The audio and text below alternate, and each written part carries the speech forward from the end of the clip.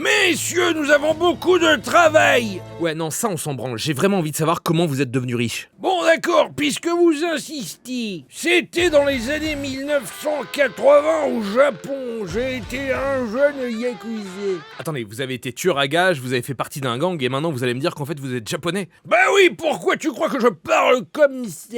Bon, j'en étais où moi? Oui, je disais donc que c'était les années 1980 au Japon.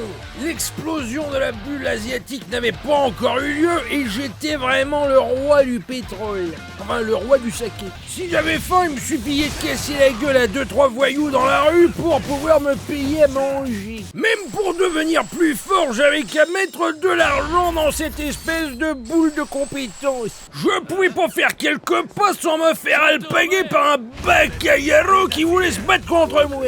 J'avais aussi quelques problèmes d'alcool. Quand je rentrais dans un bar, il fallait absolument que je teste tout ce qu'il proposait dans son menu. Et puis après quelques verres, je faisais quoi? Je chantais du karaoké. Et cette chanson là, super connue, ça veut dire quoi les paroles en fait? Moi je sais pas, je parle pas japonais. Mais il y avait pas que l'alcool qui était une source d'amusement dans ma vie. Je pouvais aussi jouer à des vieux jeux d'arcade comme Outrun. Là, je me fais draguer par une employée de la salle d'arcade parce qu'elle trouve que j'ai bien joué. Bon, en vrai, j'ai même pas réussi à passer le premier niveau, mais j'imagine que j'étais mieux gaulé que n'importe quel otaku qui rentrait dans son magasin. Sur le chemin de mes pérégrinations, j'ai fait tout un tas de rencontres différentes.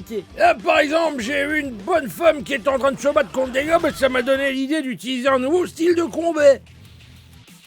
Ouais, mais tout ça, ça explique pas comment vous êtes devenu riche. Mais dis donc, moi je raconte mon histoire qui est poignante, qui est douloureuse et ça vous intéresse pas. Alors que quand c'était vous qui étiez passé chez Faustine Bollard sur France 2 pour expliquer comment vous êtes devenu estropié, moi j'ai regardé toute l'émission. Mais enfin bon, c'est pas grave. Il s'avère qu'à un moment, à force de péter la gueule à des yakuza qui croisaient mon chemin, je me suis retrouvé avec les poches pleines de pépettes. Et cet argent, plutôt que de l'investir en achetant une version collector de Final Fantasy VII Rebirth, je me suis dit pourquoi ne pas investir dans l'immobilier. Et c'est ainsi que j'ai racheté toute la ville. Il me suffisait de passer devant un immeuble qui me plaisait, puis paf, je l'achetais. Puis avec l'aide de gens que j'avais rencontrés durant mes pérégrinations, je pouvais investir pour améliorer l'état de ces différents endroits, afin qu'ils me rapportent plus de pépettes. C'est marrant, nous en 40 on a même pas besoin d'acheter, on avait juste qu'à se servir. Putain, je me disais lui aussi ça fait longtemps on l'a pas entendu. Mais je comprends pas, vous avez réussi à obtenir tout cet argent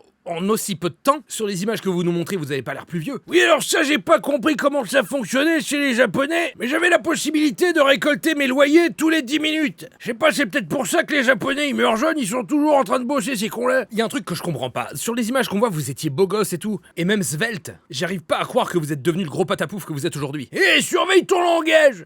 C'est parce qu'il y a une explication très très simple à ce que tu viens de me dire. Chaque fois que j'allais dans un restaurant, j'étais obligé de tout manger. Et tu sais quoi? Dans tous les autres chapitres de ma vie, j'étais obligé de faire ça. Et je tenais même une liste de tous les restaurants qu'il fallait que j'aille visiter. Alors d'accord, ça faisait des petits points d'expérience, mais ça restait sur les hanches. Puis même durant une séance d'hypnose où je vivais une vie antérieure, fallait que je mange tout.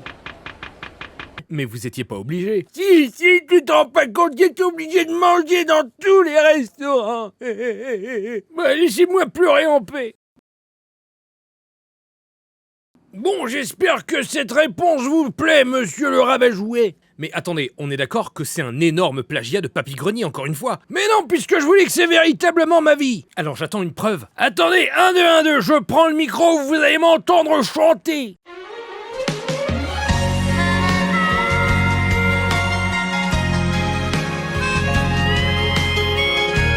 I sing for you. バカみたい子供なのね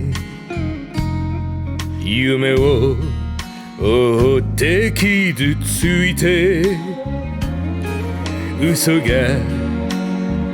下手なくせ笑えない笑顔見せた I love you もろくに言わない口下手でほんまに不器用なのにどうしてさよならは言えたのダメだねダメよダメなのよあんたが好きで好きすぎてどれだけ強いお酒でも歪まない思い出がバカみたい Mais bon sang, c'est qu'il chante bien ce con.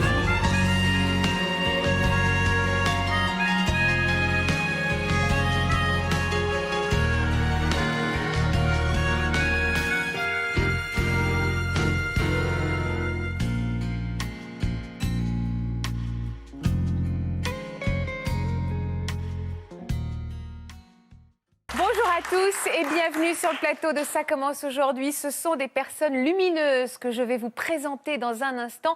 4 femmes et un homme qui vont nous donner une véritable leçon de bien-être et d'amour de soi. Toute leur vie, ils ont dû faire face à des remarques sur leur poids, trop élevé pour certains, sur leur silhouette, peut-être trop imposante pour d'autres. À force d'entendre ces réflexions, ils ont fini par y croire